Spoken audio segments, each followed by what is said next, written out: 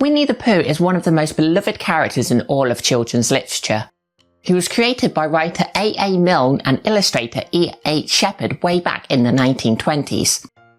His first appearance was in the book entitled When We Were Very Young, which was released in 1924.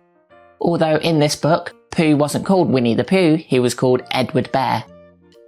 Milne based Winnie-the-Pooh on his own son's teddy bear, which was called Winnie, and Winnie was named after a black bear that Milne and his son used to see regularly at London Zoo. The appearance of Winnie-the-Pooh was based on E. H. Shepard's own stuffed bear, which was hilariously named Growler, which does sadly mean that we missed out on a character called Growler the Pooh, or maybe Pooh Growler. In 1966, Disney acquired the exclusive rights to Winnie-the-Pooh as well as all the other inhabitants of the 100-acre wood. This would go on to create the version of the lovable bear that most of us are familiar with today. This version of the character would go on to entertain millions of children across multiple generations, and even continuing to this day, and with a character as cherished as this. Wouldn't you love to just shoot him in the arse?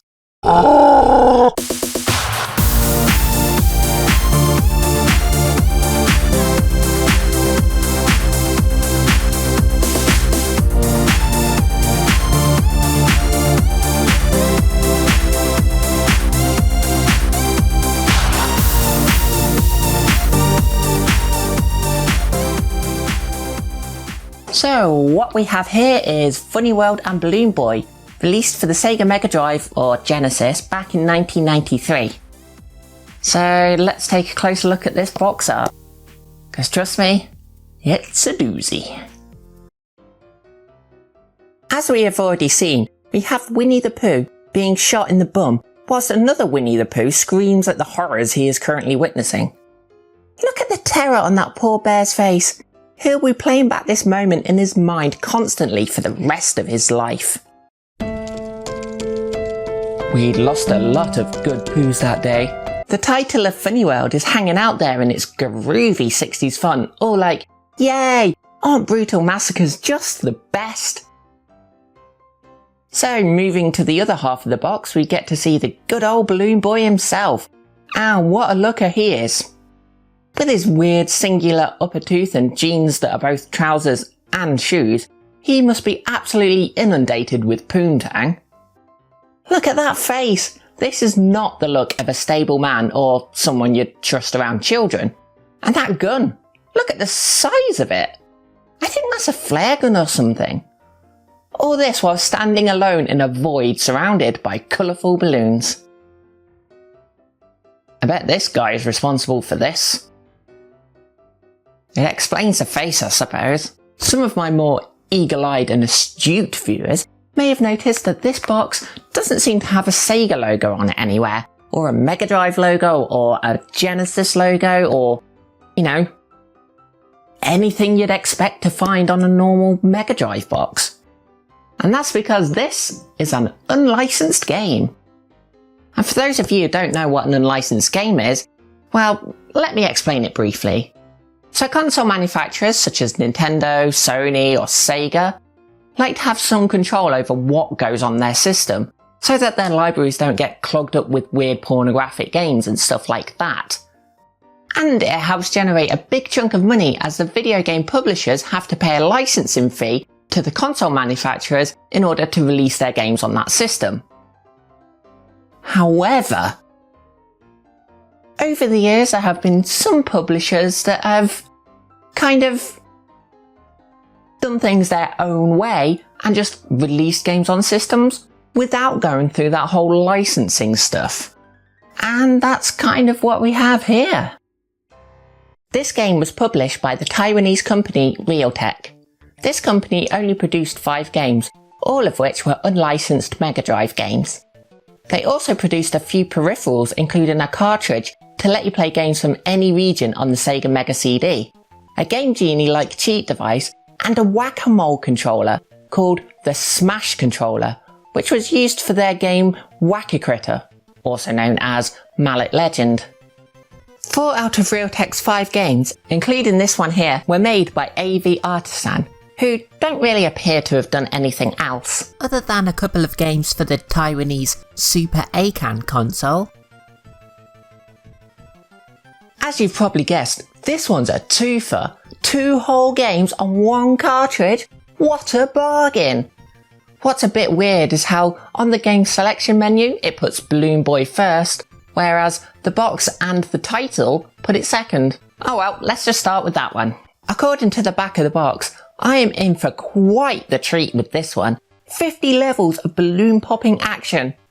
2 exclamation marks! That means it's twice as fun as everything else.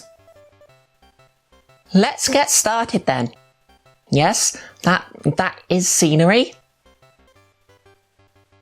So this game is a simple shooting gallery where you just have to shoot the balloons.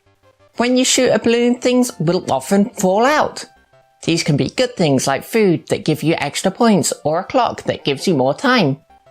But these balloons can also drop nasty things like enemies or 50-ton weights that you won't be able to dodge unless you have the reflexes of a highly caffeinated kung fu master.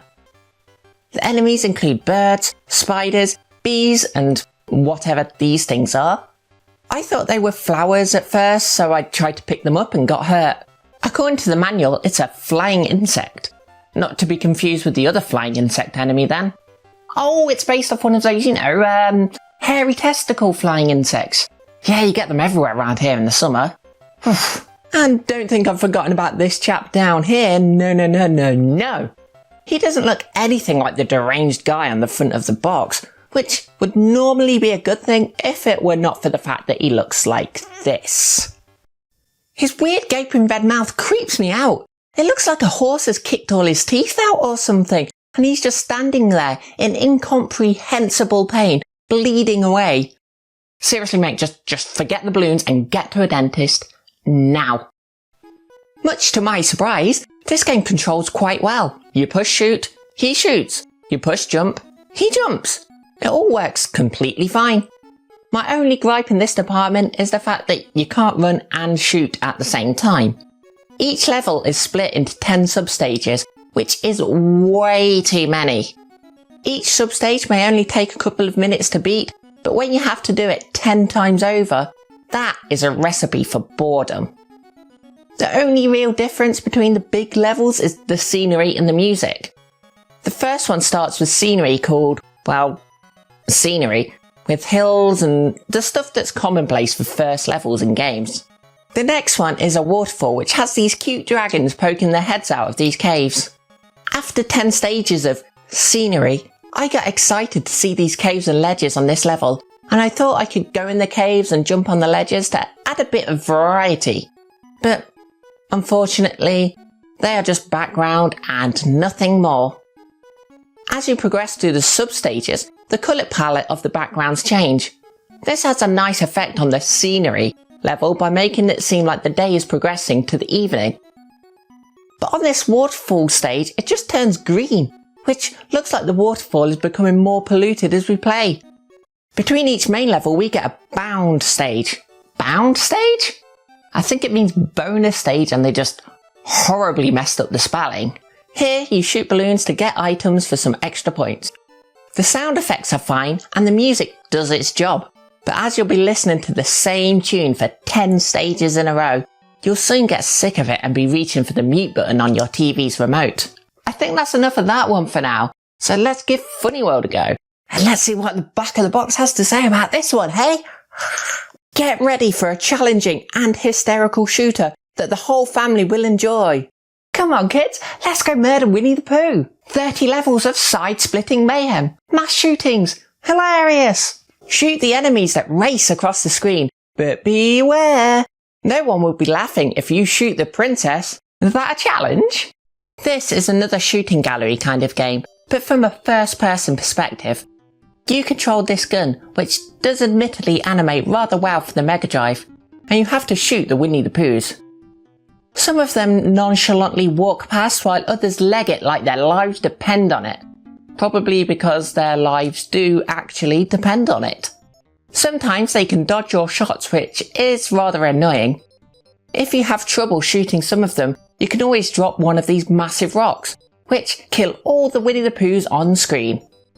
Sometimes you'll see a cheeky little Pooh with a sack.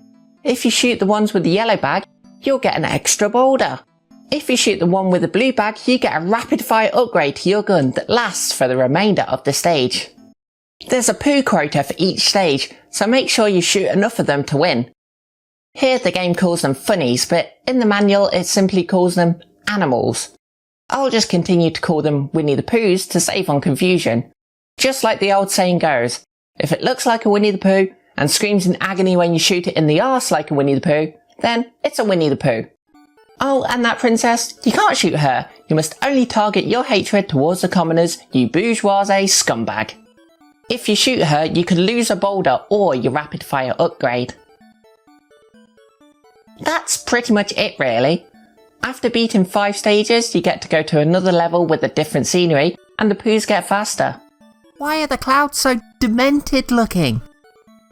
After every 5 stages, you also get a bonus level where you have to mash a button to make a Winnie-the-Pooh do a pull-up or lift a weight to earn some extra points. Much like Balloon Boy, this one is fun for a few minutes, but it soon gets boring. The scenery may change, but this doesn't affect anything. The Winnie-the-Pooh still just run from left to right. The only time the scenery does change anything is on level 5, when these leaves float down and cause a ton of slowdown. In a game like this, where it's all about timing, slowdown is really not acceptable. On the title screen, it shows a Winnie-the-Pooh running at 4 different distances. Why couldn't they put this in the actual game? I know it's not much, but it would have added a little variety. Thankfully, however, they didn't add this guy into the game. We know where that nose is going, Sunshine, and we don't like it one little bit. Despite the fact the box says 30 levels of side-splitting mayhem, there are only 25 levels. After playing through the whole thing, I'm pretty glad there weren't any more. Once you've beaten it, you just get immediately taken to the credits. And that's it. There's not even a high score table or anything. Funny how in the credits there are people credited for story. Like, what story? Once upon a time a bunch of Winnie-the-Poohs got shot in the bum. The end.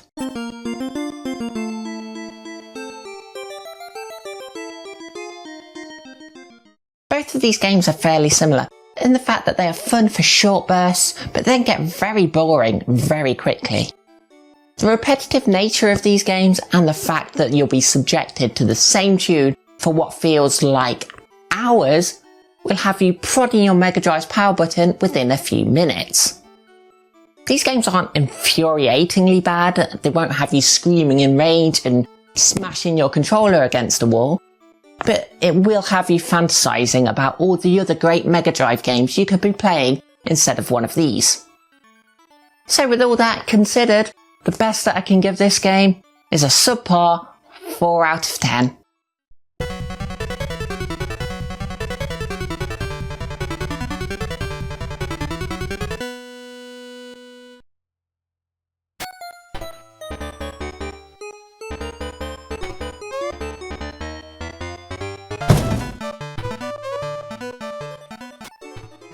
So thank you very much for watching. I really hope you enjoyed it. Please remember to share, comment, like, subscribe and all that if you did. And why not give that bell icon a cheeky little tap as well to be notified whenever I upload a video. I'd like to give a humongous thank you to all of my wonderful Patreon supporters, including Adam Phillips, Brandon Tube, Daniel Martins, Eddie, Jeffrey Easton, House of the Ted, Magnus Rose, Mr. Wolford and Stuart Christopher Brownlee.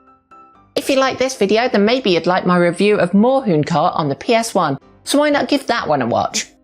So until next time, peace!